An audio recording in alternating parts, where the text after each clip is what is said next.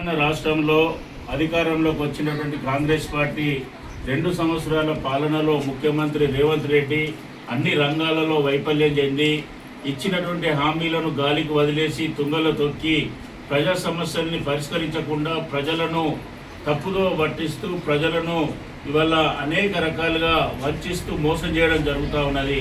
ఈ 2 సంవత్సరాల కాలంలో కాంగ్రెస్ పార్టీ అధికారంలోకి రాగానే 6 గ్యారెంటీలు 420 హామీలు ఇస్తామని చెప్పేసి ఇవాళ ఏ ఒక్క గ్యారెంటీ ఏ ఒక్క హామీని నెరవేర్చకుండా ఈరోజు కాలయాపన చేస్తూ ప్రభుత్వం నా దగ్గర డబ్బులు లేవు, నా గొంతు కోసిన రూపాయి వెళ్ళది, మీరు ఏం చేసినా కూడా పైసలు లేవు కాబట్టి నేను ఏం చేయలేను, ఏమైనా కావాలంటే నరేంద్ర మోడీ పైసలు పంపిస్తేనే ఈ తెలంగాణ రాష్ట్రం అభివృద్ధి చెందుతుందని చెప్పేసి ఒక పక్కన ప్రగల్భాలు పలుకుతూ ఉన్నాడు.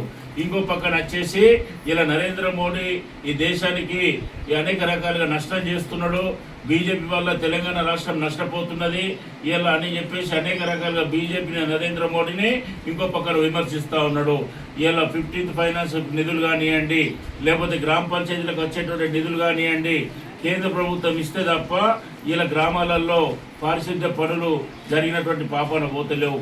ఒక పక్కన 2 సంవత్సరాల కాలంలో ఇచ్చినటువంటి హామీలను ప్రజలు నిలదీస్తారు, ప్రశ్నిస్తారని చెప్పేసి భయపడి ఇలా ప్రజలను పక్కదారి పట్టించడానికి ఇలా ప్రజల నుంచి వస్తున్నటువంటి ఆందోళనను తీవ్రస్థాయిని అర్థం చేసుకుని దాన్ని రూపుమాపడానికి ఇలా ప్రజాపాలన అనేటువంటి 99 రోజుల ప్రణాళిక పేరుతోనే ప్రజలని ఇలా మరొకసారి మోసం చేయడానికి కాంగ్రెస్ పార్టీ ప్రయత్నం చేస్తూ ఉన్నది.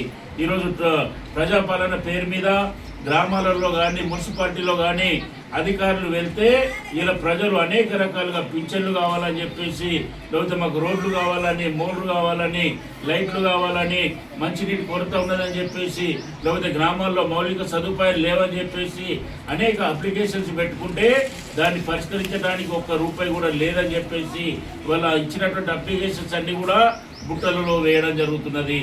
ఇంకో చోట ఇలా గ్రామాలలో ఏదైతే గ్రామ సభ నిర్వహిస్తున్నారో ఆ గ్రామ సభలో స్పెషల్ అధికారి అని చెప్పేసి ప్రభుత్వం పంపిస్తున్నది.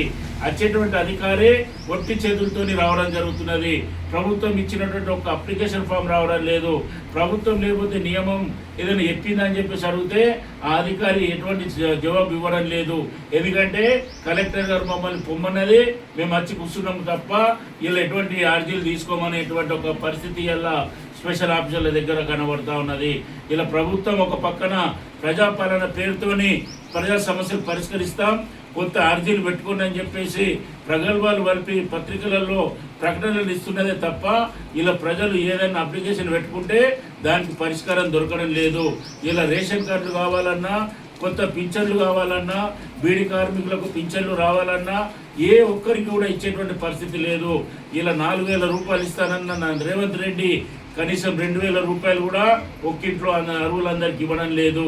అదేవిధంగా మహిళలకు ₹2,500 ఇస్తానన్నటువంటి ఈయన ఏ ఒక్క మహిళకు కూడా ఇవ్వడం లేదు. ఇట్లా చెప్పుకుంటూ పోతే ప్రతి రంగంలో వైఫల్యం చెందినటువంటి రేవంత్ రెడ్డి ఇవాళ ఇంకో పక్కన కేరళంలో జరుగుతున్నటువంటి రాష్ట్ర శాసనసభ ఎన్నికలలో వెళ్ళి ఇవాళ మమ్మల్ని తెలంగాణను ఆదర్శంగా తీసుకొని ఓట్లు వేయని చెప్పేసి ప్రశ్నిస్తూ ఉన్నాడు, అడుగుతా ఉన్నాడు. ఇలా మేము తెలంగాణ భారతీయ జనతా పార్టీ తరఫున ముఖ్యమంత్రి రేవంత్ రెడ్డిని నేను ప్రశ్నిస్తా ఉన్నా, తెలంగాణలో ఏ విధంగా ఏ ఒక్క అమలు చేసినటువంటి పథకాన్ని ఏదైనా ఉంటే నిరూపించండి. కేరళంలో ప్రజలను పక్కదారి బట్టి తెలంగాణ ప్రజలను మోసం చేసింది కాక కేరళ ప్రజలను కూడా మోసం చేసే ప్రయత్నం చేస్తూ ఉన్నాడు.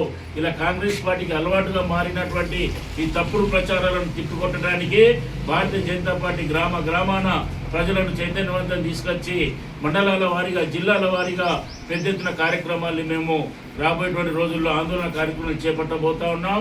మరి దాంట్లో భాగంగానే మొదటిసారి తహసీల్దారులందరికీ కూడా వినతి పత్రాలు ఇచ్చాం. అదేవిధంగా కలెక్టర్ కార్యాలయాల ముందు ధర్నాలు చేసి సమస్యలను ప్రభుత్వం దృష్టికి తీసుకొచ్చాం.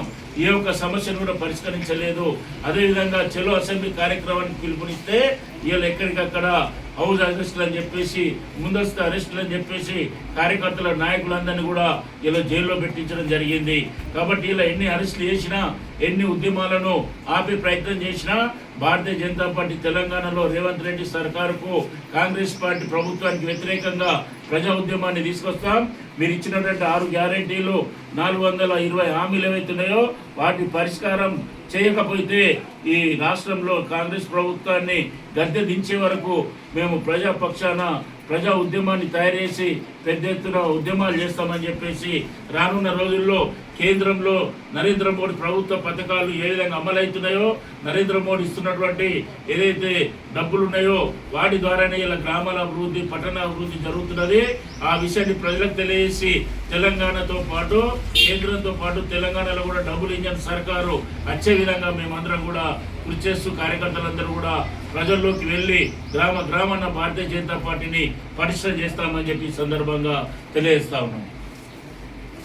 भारत माता की जय, भारत माता की जय।